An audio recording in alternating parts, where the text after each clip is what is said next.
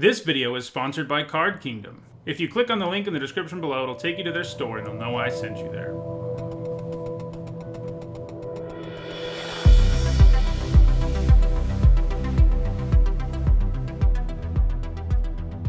Hello everyone, I'm Nitsahone, and it's that time again, limited set review week here on my channel. Theros Beyond Death was fully revealed earlier today, and that means it's time for me to start my limited set review. Starting with this video, which covers all the white cards in this set, I will be putting out a new video every day, going color by color, until I've given my initial thoughts on all the cards in this set. There will also be a few other videos about the format, like an archetype guide. Keep in mind, these videos only talk about Theros Beyond Death in the context of Limited. In other words, how good these cards are in Draft and Sealed. Additionally, keep in mind, these are my early thoughts on the format without having actually played the cards. And obviously, I'm not going to be 100% right about all the cards in this video. So, in this video, I'm going to talk about all the white cards in Theros Beyond Death. As I finish talking about each of them, I give them a letter grade that is meant to sort of sum up and represent exactly how good I think the card will be. If you're unfamiliar with what my letter grades mean, it is explained below in the description. Alright, let's get started with our first white card. Our first card is Alseid of Life's Bounty. It's 1 white mana for an enchantment creature nymph at uncommon. It's a 1/1, it's got lifelink, and you can pay 1 to sacrifice it, and target creature or enchantment you control gains protection from the color of your choice until end of turn. So, one thing you might see here that you may not have seen before is that this is an enchantment creature. That means it counts for things that are payoffs for enchantments, and it's also a creature. This is a recurring theme in Theros Beyond Death, which has a huge enchantment theme generally. Alright, so the ability to grant protection to stuff is often quite strong. It makes life difficult for your opponent if you're sitting around with this in play, because you can use it whenever you want to blank a removal spell, create a block that favors you, or get through for unblockable damage. Keep in mind too, with aura-based removal in this set, you can play this and sacrifice it to give protection to your creature from the color of the enchantment that's already on it, and it will fall off. Similarly, keep in mind that if you just name the color of an aura you actually want on your creature, that will also cause your creature to lose the aura, so be careful. It is nice that, in the meantime, this creature is a 1 mana 1/1 with lifelink, which might get in for some damage and can have auras put onto it fairly effectively. Basically, this is a 1-drop that's relevant all game long, and that's not something you see very much, and it's not that hard to leave up 1 mana for its ability. I don't think you want to take this with a first pick or really all that early in general, but I think it's going to be pretty nice for white decks, and you'll probably play a couple copies of this and feel fine about it. I'm going to give it a C+, and I wouldn't be super shocked if maybe it's a little bit better than that. Next up, we have Archon of the Falling Stars, which for 4 generic and 2 white is a 4/4 Archon at uncommon. It's got flying, and when it dies, you may return target enchantment card from your graveyard to the battlefield. A 6 mana 4/4 flyer isn't great, but it tends to be passable, something like a C-. This guy comes with some real upside too, since it lets you put an enchantment directly on the battlefield when it dies. One thing I really like about that is that it is any enchantment. Several cards in this set focus on auras, but not the Archon, who's able to bring back any sort of enchantment, including enchantment creatures. When you do that, you're going to be getting a 2-for-1, and those go a long way towards shifting games in your favor. Now, will there always be an enchantment for him to get back? Probably not, but this set does have a decent amount of ways of loading up the graveyard and a lot of enchantments. Plus, the Archon comes down late when having an enchantment in your graveyard is more likely, so what you have here is a card with a reasonable floor as a 6 mana 4/4 flyer, and one with a very high ceiling, provided it gets something back from your graveyard. I think that's just enough for Archon of the Falling Stars to get a B-, meaning it falls in the lower range of first pickable. The big caveat there is that you probably don't really want more than 1 because of the mana cost, but I think you should value the first copy fairly highly. Next up, we have Archon of Sun's Grace, which for 2 generic and 2 white is a 3/4 Archon at rare. It's got flying and lifelink. Pegasus creatures you control also have lifelink, and it has Constellation. This is a mechanic we saw last time we went to Theros, and it's here again, and basically it's a trigger that says whenever an enchantment enters the battlefield under your control, you get to do something, and in this case you make a 2/2 white Pegasus creature token with flying. This is a really sweet card. A 4 mana 3/4 with flying and lifelink is probably a B-, maybe even higher all on its own. That's just a lot of value for 4 mana. Those two keywords together are quite powerful because flying makes the creature hard to block, and lifelink makes it pretty impossible for your opponent to race you, since if this is hitting your opponent, you're creating a 6-point gap between your life total and your opponent's. Even if it can't attack, a sizable flying blocker that gains you life is great, so the baseline here is a B- at worst. But then, of course, it comes with an absurd constellation ability, making you a 2/2 flyer every time you play an enchantment. Oh, and by the way, those tokens will also have lifelink because the Archon is also a Pegasus Lord. This set is loaded up with enchantments, so it isn't even really necessary to go out of your way to build around this. Getting a single token out of it seems very doable, and if you're able to do that, you're going to be in business. If you can really turn this into a Pegasus factory, it will be even scarier. In the end, Archon of Sun's Grace is a straight up bomb. I'm giving it an A. You'll first pick it every time you see it. Next up, we have Banishing Light, which for 2 generic and a white is an uncommon enchantment, and when it enters the battlefield, you exile target non-land permanent and opponent controls until it leaves the battlefield. This is a premium removal spell wherever we see it. 3 mana to deal with any non-land permanent is absolutely incredible, especially because it is exiled, something that really matters in a set with a Graveyard Matters theme. It's also an enchantment, which gives this already very powerful card some additional value in a set with enchantment theme. One thing not going for Banishing Light is the fact that this set, in addition to having way more enchantments than normal, also has way more ways to deal with enchantments than is the norm, meaning your opponent can get the permanent back from this more often than you might think. But still, most of the time this will at least take care of a problem for a few turns, and that will often just be enough. You first pick this with regularity, and it is also easy to splash, which is great. I'm giving it a B+, it's one of the best uncommons in the entire set. Next up, we have Birth of Mellitus, which for 1 generic and 1 white mana is an uncommon enchantment, and it's a saga. And as this saga enters and after your draw step, you add a lore counter, and you sacrifice it after that 3rd lore counter. For each lore counter, these sagas have a chapter, and for Birth of Mellitus, the first one is, search your library for a basic Plains card, reveal it, put it in your hand, then shuffle your library. Then, Chapter 2 creates a 0/4 colorless wall artifact creature token with Defender, and then Chapter 3 gains you 2 life. This might seem like it does 3 kind of minor things, and that's probably because it does, but I think it is a pretty reasonable inclusion in white decks in this format. Searching up a Plains guarantees you hit your 3rd land drop. A 0/4 Defender is unexciting, but it does add something to the board, and 2 life is also unexciting, but at least it's something. But if you look at this with all the parts together, it's basically Wall of Omens that gains you 2 life for the same mana cost, and that's something I want to play, especially in less aggressive white decks. As is the case with the tons of enchantments that are in this set, it also gets a little boost from enchantments mattering here.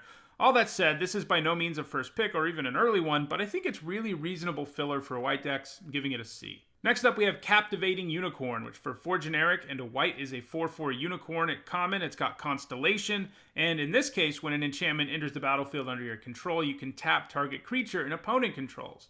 So this seems fine. A 5 mana 4/4 is usually reasonable, assuming it has some upside, and this certainly does. Tapping down your opponent's best creature can often allow you to create a much better combat situation for yourself.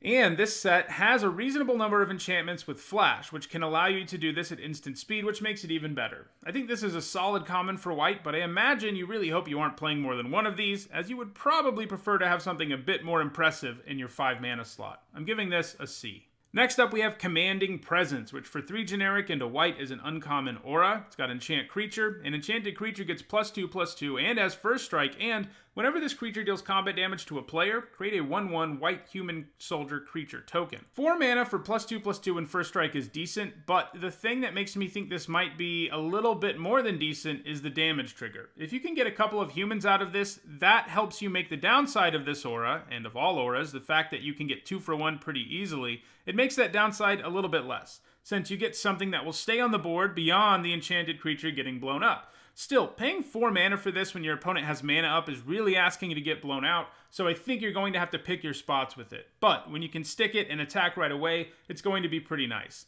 I have a feeling this card is going to be wildly swingy in this format. You lose if your opponent blows up your creature in response, and you win if you can keep it going. For me, it's hard to give a card like that more than a C. Next up, we have Dawn Evangel, which for 2 generic and a white is 2/3 enchantment creature, human cleric at uncommon. And whenever a creature dies, if an aura you controlled was attached to it, return target creature card with converted mana cost 2 or less from your graveyard to your hand. A 3-mana 2/3 with significant upside is interesting, and it seems like a white aggro deck really interested in auras will love Dawn Evangel, because it will have no problem triggering at least once. The Evangel also helps you avoid dreaded 2-for-1s. A lot of cards in this set really mitigate against that because they wanted auras to be good, and this is another one, since if one of your creatures with an aura gets killed, you get something back that puts you and your opponent at parity in terms of cards. One kind of weird thing to note about this card is it doesn't matter whose creature dies, it matters who controlled the aura. So if any creature dies and you control the aura on it, let's say a removal spell type aura, if that creature dies, then you're also going to get to take advantage of this trigger, not only when your creatures with auras die on them. All that said, I feel like there's a considerable chunk of the time where this is just a 2-mana 2/3, and I think that keeps it from being anywhere close to being first pickable. Though, if this turns out to be an insane engine, I guess I wouldn't be completely shocked, but it does seem pretty restrictive about what it can get back and so forth. So for now, I'm just giving it a C+. Next up, we have Daxos, Blessed by the Sun, who for 2 white mana is a 2-star uncommon legendary enchantment creature, demigod, and its toughness is equal to your devotion to white. That's another mechanic from the last time we went to Theros. In this case, it says each planes and the mana cost of permanents you control counts toward your devotion to white. So for example, Daxos adds 2 devotion to white all on his own. Basically, you count how many planed symbols there are in your card's mana costs, and that's what your devotion is. He also says whenever another creature you control enters the battlefield or dies, you gain 1 life. So there's a cycle of these uncommon demigods who are legendary enchantment creatures who all do stuff with devotion, and Daxos is the white one, and he seems pretty nice to me. On his own, with no help at all, he's a 2-mana 2/2 with a nice life gain ability. With just a few more white symbols lying around on your board, he becomes a fairly reasonable blocker who can also do some attacking if he needs to. Meanwhile, he can actually gain you a fair bit of life because he does it when creatures enter the battlefield or die. That's all nice value on a 2-drop, even if he does cost double white. He's also, of course, an enchantment, so that matters. I don't think you want to first pick him, but he's a nice white card. I'm giving him a C+. Next up, we have Daybreak Chimera, which for 3 generic and 2 white is a 3/3 Chimera at common, and it costs X less to cast, where X is your devotion to white, and it has flying. This seems like a good deal. 5 mana for a 3/3 flyer isn't what you want to be doing, probably a C- at best, probably more like a D+. But I don't think it is far-fetched to think you pay 4 mana for this pretty regularly, and if you get it to 4, you're looking at a very different card. A 4 mana 3/3 flyer is a B- most of the time, and sometimes this will cost even less. It doesn't hurt that if you draw it late and have a ton of devotion, it can help you double spell too if you're only paying like 2 white for it. Casting this for 3 on turn 3 isn't even out of the question, especially if you played something like Daxos on turn 2. That said, we can't really count on it being 3 mana, but I think 4 is pretty reasonable. I think this is one of White's best commons, and it is one I would consider first picking in weaker packs. I'm giving it a B-. Next up, we have Dreadful Apathy, which for 2 generic and a white is a common aura with enchant creature. Enchanted creature can't attack or block, and you can pay 2 generic and a white to exile enchanted creature. This is a premium removal spell, as most pacifism variants are. 3 mana to keep any creature from attacking or blocking is great, and, again, being an enchantment has extra value in this format. The fact you can pay mana to exile the creature it is on is also nice, because one of the downsides of most pacifism effects is the fact that the creature can still use activated abilities, and its static abilities can still be a pain too, and this gives you a way around that because you can just get rid of the creature altogether. This is also splashable, so I think it's one of the best commons in the set and an easy first pick frequently, giving it a B. Next up, we have Eidolon of Obstruction, which for 1 generic and a white is a 2/1 enchantment creature, spirit at rare. It's got first strike, and loyalty abilities of planeswalkers your opponents control cost 1 generic mana more to activate. So the planeswalker part is not going to come up very much in limited, but this has a nice baseline as a 2 mana 2/1 with first strike who happens to be an enchantment. 2/1 first strikers tend to play pretty well, since they can both attack and block effectively, at least when smaller creatures are on the board. They even block effectively in the later part of the game because they can hold back smaller creatures. This set has lots of nice auras too, and the Eidolon will carry those quite well thanks to first strike. So you can ignore most of the text box here, but you still have a 2-drop, though not one you should first pick or anything crazy, but a 2-drop that's really efficient. I'm giving it a C+. Next up, we have Elspeth Conquers Death, which for 3 generic and 2 white is a rare enchantment saga. Chapter 1 here, exiles target permanent and opponent controls with converted mana cost 3 or greater. Chapter 2 says non-creature spells your opponents cast cost 2 more to cast until your next turn, and Chapter 3 says return target creature or planeswalker card from your graveyard to the battlefield, put a +1/+1 counter or a loyalty counter on it. This is really good. Most of the time when you play this on turn 5, it will have something to exile with Chapter 1, especially because it can deal with any type of permanent, except for lands, but obviously they never have a converted mana cost of 3 or greater. It will be rare to see a board state where your opponent has 0 things with 3 converted mana cost or more by turn 5. Then Chapter 2 makes your opponent's life a little more difficult by making some of their stuff cost more. It's definitely the weakest of the 3 chapters because your opponent can just, not play a non-creature spell that turn and play a creature instead, but hey, it still does something. And then Chapter 3 lets you reanimate something and make it bigger. Chapter 1 and 3 mean you are usually going to get a 2-for-1 out of this.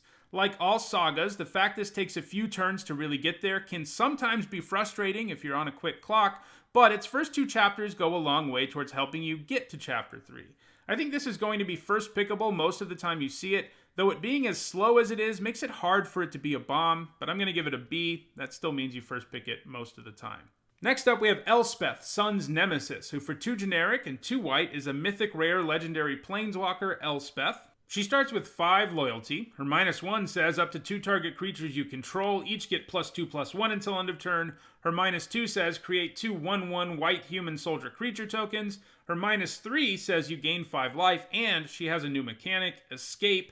You can pay 4 generic and 2 white and exile 4 other cards from your graveyard, and that lets you cast the card for its escape cost.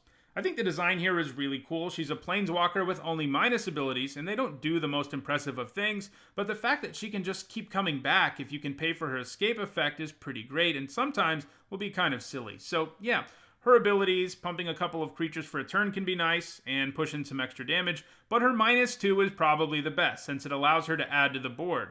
Her -3 is kind of bad, but sometimes you need life, and she can do that too. I think most of the time what you'll do is you'll use her -2 twice, and then her -1 to make them bigger so they can attack, and then later in the game she can come back and do it all over again, potentially multiple times. That's a pretty good card. I don't quite think it's a bomb. Even though she can come back, she has a high mana cost for it, and you have to exile cards from your graveyard, meaning you're going to be eating up fuel more and more, so getting her back more than once might be a little bit far-fetched, but she's still a very, very good card. I'm going to start her out at B. Next up, we have Favored of Erois, who for 2 generic and a white is a 2/2 human soldier at uncommon. He's got Constellation. In his case, he gains double strike anytime an enchantment enters the battlefield under your control. I guess the sweetest thing to do with this is put an aura on it, since it will gain double strike and whatever bonuses the aura you were putting on it already comes with.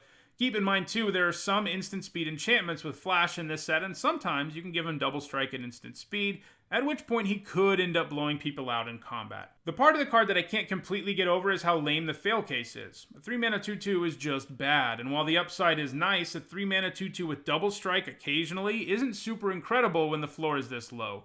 You'll play this in decks with lots of enchantments, but I don't imagine this being one of the payoffs you're really counting on. I'm giving it a C. Next up, we have Flicker of Fate, which for 1 generic and a white is a common instant. It says, exile target creature or enchantment, then return it to the battlefield under its owner's control.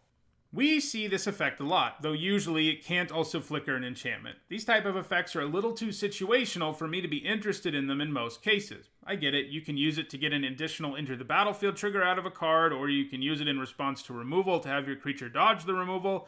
There are also some common enchantments in this set that will be nice to flicker, like the Omen cycle or the cycle of auras with enter the battlefield triggers, but those situations are still, well, too situational. It can also help you trigger your cards with Constellation again, I get it, but there will be lots of times where Flicker of Fate just doesn't do anything worthwhile and it just sits in your hand. This type of effect usually needs to bring something extra to the table to be worthwhile, and this just doesn't do that. I think you'll play this in some very specific decks where it's especially good and becomes sort of less situational because most of your cards are good with it, but I think most of the time you're not going to play this. I'm giving it a D. Next up, I have Glory Bearers, who for 3 generic and a white is a 3/4 enchantment creature human cleric at common, and whenever another creature you control attacks, it gets +0/+1 until end of turn. I don't love this. +0/+1 sometimes will allow your creatures to attack when they couldn't, but it won't allow them to attack that much more often. You'd rather have a boost in power. Glory Bearers don't even get to take advantage of that trigger either because it's other creatures. Of course, it's an enchantment creature, and that means you might play it a little bit more than you would otherwise, but I see myself cutting this a lot. I think it's a C-. Next up, it's Heliod, the Sun Crowned, who for 2 generic and a white is a 5/5 legendary enchantment creature god at Mythic Rare. He's indestructible. As long as your devotion to white is less than 5, though, he isn't a creature. Whenever you gain life, you put a +1/+1 counter on target creature or enchantment you control, and you can pay 1 generic and a white to give another target creature lifelink until end of turn. So Heliod helps you gain life, and is a nice payoff for doing it. At only 3 mana, he might be the god in the set who is the least impressive when it comes down, since you have to seek mana into it in most cases to really get things going, but if you have any other lifelink around, you can get some instant value out of it. Like all the gods, being huge and indestructible when loyalty gets high enough is also really nice. Still, I think Heliod is a bit too build-aroundy to be a straight-up bomb like some of the other gods in this set are, and while I think you first pick this most of the time, it isn't going to be game-warping in a lot of situations, and I'm only going to give him a B. Next up, we have Heliod's Intervention, who for X and 2 white is a rare instant. It says choose one, destroy X target artifacts and or enchantments, and target player gains twice X life. So there's a cycle of interventions for each god in this set, and I think Heliod's got the short end of the stick. I want to say up front that I don't think it's unplayable, just the worst in a cycle of pretty powerful cards. So there are lots of enchantments in this set for it to blow up. Not a whole lot of artifacts though. Still, because this can still do something in a world where your opponent is playing 0 enchantments, that does make it a little bit better than mainboarding something that blows up artifacts and enchantments might usually be. Worth noting though, that most opponents will have at least a few enchantments in this set, which is loaded up with them. Now, gaining life and nothing more is not usually worth the card, and that's probably true most of the time here. Giving up a card and a bunch of mana and making no impact on the board is not so good, but like I said, that's the fail case here. If you can get 2 enchantments with this, you're going to feel pretty good. So where does that put us here? I want to start this at C. I could see that improving if it turns out this is always blowing up 2 or more things, but I think for now, I think it's just a solidly playable card on average. Next up, we have Heliod's Pilgrim, who for 2 generic and a white is a 1/2 human cleric at common. When it enters the battlefield, you may search your library for an aura card, reveal it, put it into your hand, and then shuffle your library. This is a nice reprint. As we've already seen in this video, this set has a bunch of auras in it, and that's true across all the colors. The Pilgrim is worth playing provided you have 2 or 3 auras. You can use it to search up cards that can be used as removal, which is probably the best thing you can do, because if you're doing that, you're basically searching up one of the best cards in your deck with a 3 mana 1/2, and that's a good deal, but it can also grab the auras you want to put on your own creatures. This will be a nice common for white, just like last time, even if it does require a tiny bit of effort to be at its best. I'm giving it a C+. Next up, we have Heliod's Punishment, which for 1 generic and a white is an uncommon enchantment aura with enchant creature. It enters the battlefield with 4 task counters on it, and it says enchanted creature can't attack or block. It loses all abilities and has tap, remove a task counter from Heliod's Punishment. Then if it has no task counters on it, destroy Heliod's Punishment. This is a pretty powerful removal spell. Sure, the amount of time it will shut a creature down is finite, but it does so efficiently and effectively, and that makes me okay with it not being permanent. Turning off all of a creature's abilities and making it unable to attack or block usually costs more than 2 mana, but it doesn't here. This blanks any creature in the format. Even if they can eventually remove all the task counters, 2 mana to shut something down for several turns is more than worth it. This is a premium removal spell for sure, and a pretty easy first pick in most packs. I think it's a B. Next up, we have Hero of the Pride, which for 1 generic and a white is a 2/2 cat soldier at common, and whenever you cast a spell that targets Hero of the Pride, creatures you control get +1/+0 until end of turn.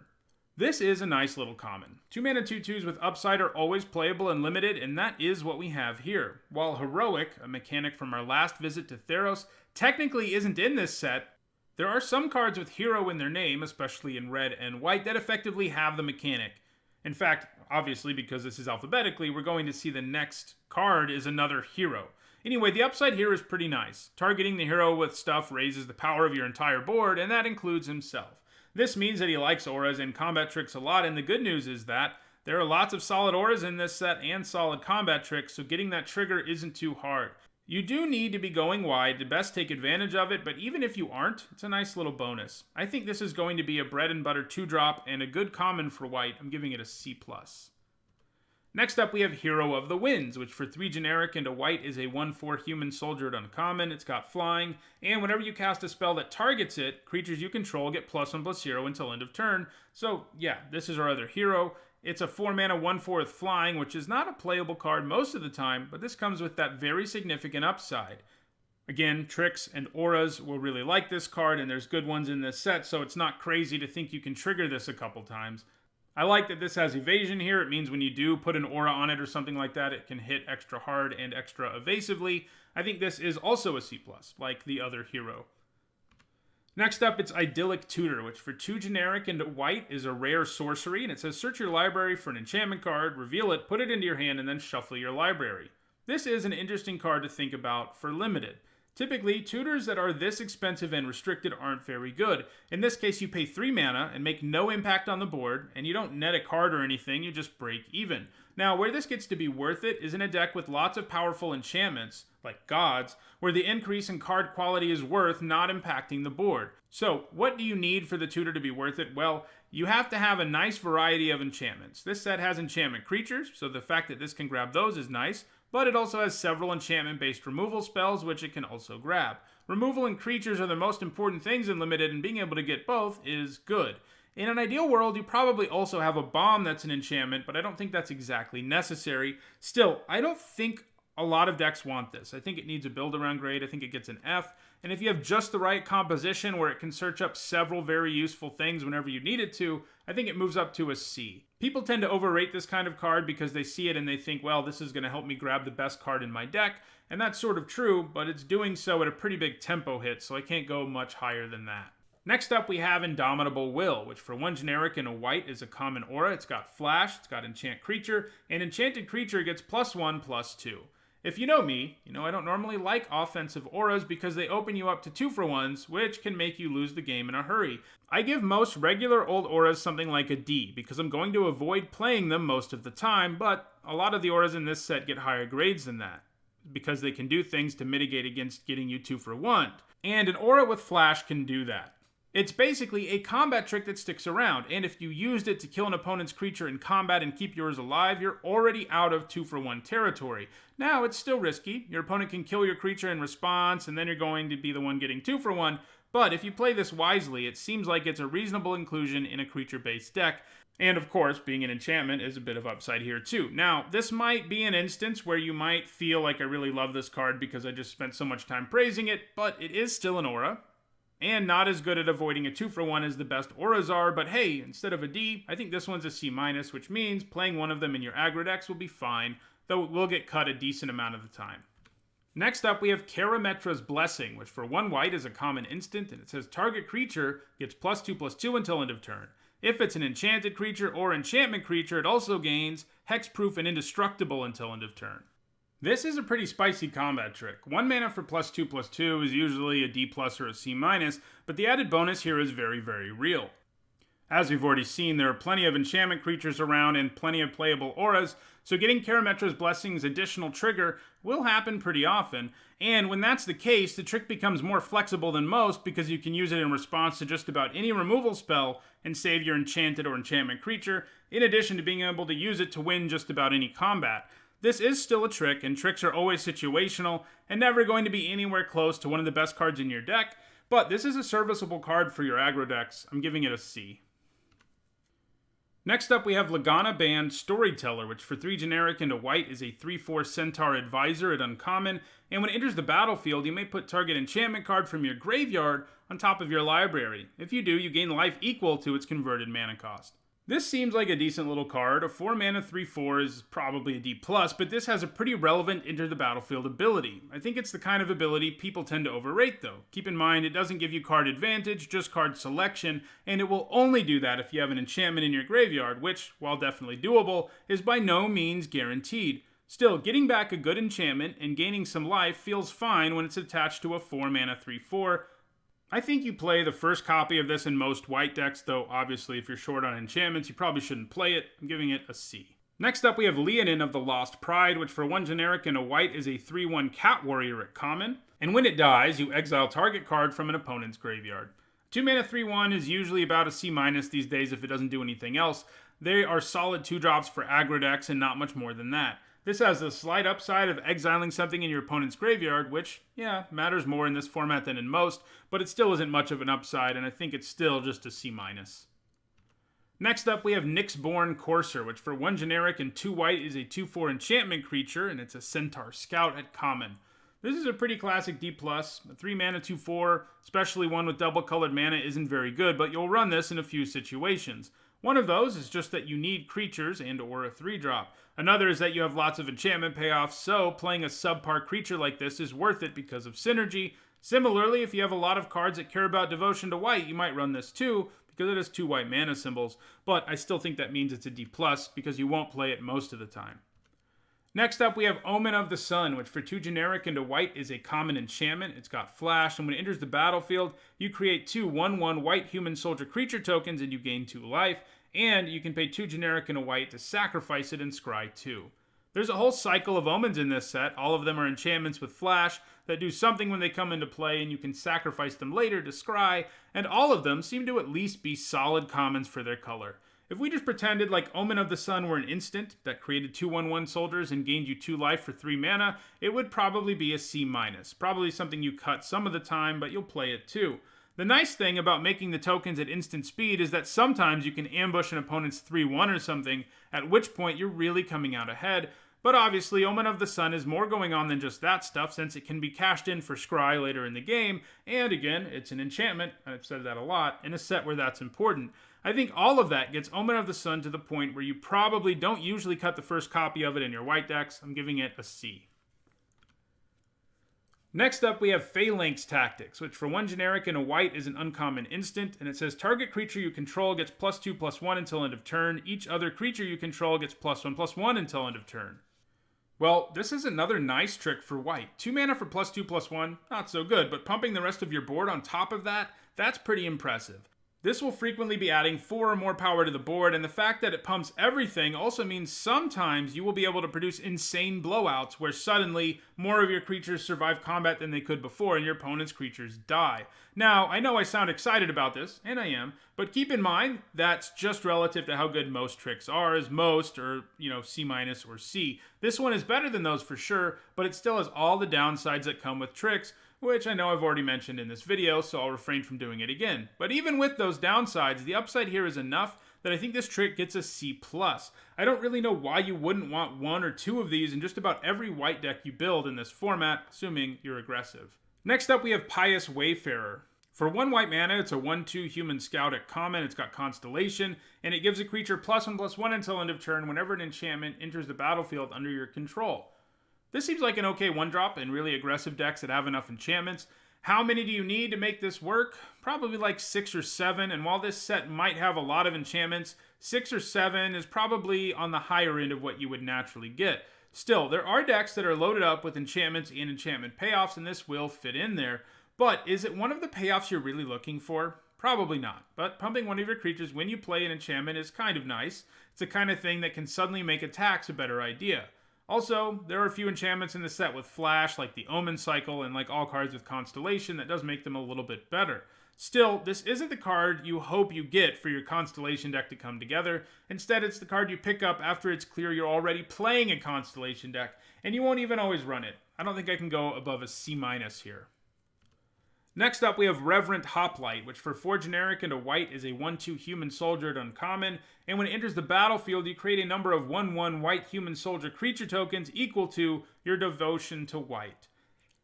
So the fail case here is a 5 mana 1/2 that makes a 1/1. That is not where you want to be, because that would be an F. So what does your devotion need to be for this to stop being unplayable? 2 devotions still won't feel so good, but it's probably kind of passable. I think at 3, where you're getting 4 or 5 worth of stats across 4 bodies for 5 mana, you feel like you're doing all right. That card would probably be a C+ or a B-, and obviously the ceiling here can go even higher. It does bother me that the fail case here is so bad. The best devotion cards are the ones where the fail case is semi-reasonable, but that isn't what we have here. But what it does is pretty powerful, and if your deck has a decent amount of white in it, this will be better than the fail case most of the time, especially because you'll be playing it late in the game. I think in the end, the upside here is so strong that I'm willing to take a risk on this as a first pick in some weaker packs. I'm giving it a B-. Next up, we have Revoke Existence, which for 1 generic and a white is a common sorcery, and it says exile target artifact or enchantment. So your first instinct might be to think that this is just a sideboard card, but in this set, where tons of creatures also happen to be enchantments, and they're just more enchantments than usual, this is a reasonable card to play one of in your deck. Most opponents will have 3 or 4 targets for it, and many will have more. Still, all that doesn't make it premium, it can only kill so many things. It's just a C-, but my point is, you can play it in your main deck and not feel too bad about it. Next up, we have Rumbling Sentry, who for 3 generic and 2 white is a 3/6 giant at common, and when it enters the battlefield, you scry 1. Defensive creatures with scry are always a favorite of mine, but that doesn't mean they're actually good. If you're an aggressive deck, you don't want him at all. If you're a control deck, he'll be alright, but he isn't really going to be a huge part of your game either. Sure, he improves your next draw and isn't easy for ground creatures to attack through, but I think you probably just don't play him a decent chunk of the time, giving him a C-. Next up, we have Sentinels Eyes, which for 1 white mana is a common aura with enchant creature. Enchanted creature gets +1/+1 and has vigilance, and it has escape. You can pay 1 white and exile 2 other cards from your graveyard to cast it from your graveyard. So, as we've seen, enchantments get some bonus points in this set because of all the synergy. This one gives a decent stats boosting keyword for only a single mana, and it can escape from the graveyard pretty efficiently. But I'm not that impressed with it. Sure, escape helps you avoid ending up with a 2-for-1, but for an aura to be worth it, I generally want it to have some more upside than this. I imagine that you'll find yourself playing this in a really aggressive deck with enchantments and aura payoffs, but I don't see myself playing it a ton. I think it's a D+. Next up, we have Shatter the Sky, which for 2 generic and 2 white is a rare sorcery, and it says each player who controls a creature with power 4 or greater draws a card, then destroy all creatures. This is a pretty interesting wrath. In general, wraths are kind of weird and limited. They do something inherently powerful, something that is irreplaceable and unique, and something that completely reshapes the game. That sounds like it would be a bomb, but I tend to shy away from a straight-up bomb grade for these because they're hard to make work that way. If you're a deck interested in playing a bunch of creatures, this won't interest you. However, if you're a more controlling deck, this is exactly what you want. And even in a more aggressive deck, this can kind of work out. It's sort of a get-out-of-jail-free kind of card if things stop going your way, and you can just hold on to it until then. But some opponents are just going to have way grindier decks that don't care if you blow up their whole board if you're the aggro deck, because you're not going to be able to grind out as much value as they are going into the end of the game. So wraths are situational enough that most of them just can't be bombs, and this one isn't. The whole part about people drawing cards is interesting. It's going to really suck in a world where you don't have a big creature and your opponent does. One of the downsides for wraths is that usually your opponent gets to put stuff out on the board before you do, and if you're giving them extra gas, that's even more likely. If you're drawing a card off of this and they're not, that can be pretty nice, but if you're both drawing cards, you probably also kind of wish that wasn't happening. So this card is simultaneously something very familiar and something kind of weird. Overall, I think I like the idea of taking this early because, again, it is one of the most powerful things you can do, but sometimes it just won't make sense in your deck. I'm giving it a B. Next up, we have Sunmane Pegasus, who for 3 generic and a white is a 2/3 Pegasus at common. It's got flying, and you can pay 1 generic and a white to give it vigilance and lifelink until end of turn. So if this were just a 4-mana 2/3 flyer, you wouldn't play it. But the ability to gain both Vigilance and Lifelink makes a world of difference. Flying and Lifelink are 2 keyword abilities that I'd love together, because when you hit your opponent with a Lifelinker, you're causing a difference in life between you and your opponent of double whatever your creature's power is. When you do that, you're making it a huge challenge for your opponent to win a race. Meanwhile, the Vigilant part means this can hang back as a pretty reasonable blocker, and maybe even threaten to gain you life as a blocker. What's more is, with all the keywords, this isn't a bad place to stick an aura. This seems like a solid common for white decks overall, giving it a C. Next up, it's Taranika, a Crowan veteran, who for 1 generic and 2 white is a 3/3 with vigilance. She's a legendary creature, human soldier at rare, and when she attacks, you untap another target creature you control. Until end of turn, that creature has base power and toughness 4/4 and gains indestructible. So a 3-mana 3/3 with vigilance is probably a C+. Then you add the very powerful ability to turn one of your creatures into Gideon, a 4/4 indestructible creature, anytime they attack. Note, by the way, that it doesn't take away any of the creature's other abilities, so if it can fly or whatever, it still can after this ability happens. That's some serious business. Sure, there will be board states where Taranika really only gets to swing once because your opponent can just trade, but if your 4/4 is also causing havoc that turn, that seems like a pretty good deal. Keep in mind, too, that Taranika untaps the creature, meaning that you are basically giving it vigilance. This is a great card, and it will be an easy first pick most of the time. I'm giving it a B. Next up, we have Transcendent Envoi, which for 1 generic and a white is a 1/2 enchantment creature griffin. At common, it's got flying, and it says aura spells you cast cost 1 less to cast. This seems like it's going to be a key common for white aura decks. Obviously, it pays you off for playing auras by reducing their cost, but it's also an enchantment itself, and it has flying, making it a good place to stick those auras. As we've seen throughout this video, there are some quality auras for white in this set, and there are more in other colors too, so playing auras in this set is considerably better than it usually is. Your fail case here is a semi-reasonable flyer too. I think this probably does need a bit of a build-around grade since it asks specifically for auras and not just enchantments more generally. It's probably a D+ in your typical white deck, but a C+ in a deck with, let's say, 4 or more auras. Next up, we have Triumphant Surge, which for 3 generic and a white is a common instant. It says destroy target creature with power 4 or greater. You gain 3 life. This is pretty underwhelming. White usually gets a card that can kill big boys, but usually it's more efficient than this. 4 mana for highly situational removal just doesn't appeal to me, even if it does gain you some life. Sure, you can still trade up with this sometimes, since creatures with 4 power or greater are often expensive, but there will also be some opponents it's truly terrible against, and even against opponents who have lots of targets, it isn't like you're going to feel great about this. I'm going to say this is a D as a main board card and a C- as a sideboard card. You can bring it in against opponents who have lots of big creatures, or lots of auras to make their creatures big enough that you can use this. So that's the last white card in Theros Beyond Death. Tomorrow I'll be back to talk about all the blue cards. If you enjoyed this video, don't forget to like it and share it so that others can enjoy it too. And if you want to make sure you catch the rest of this set review, don't forget to subscribe. Thanks for watching.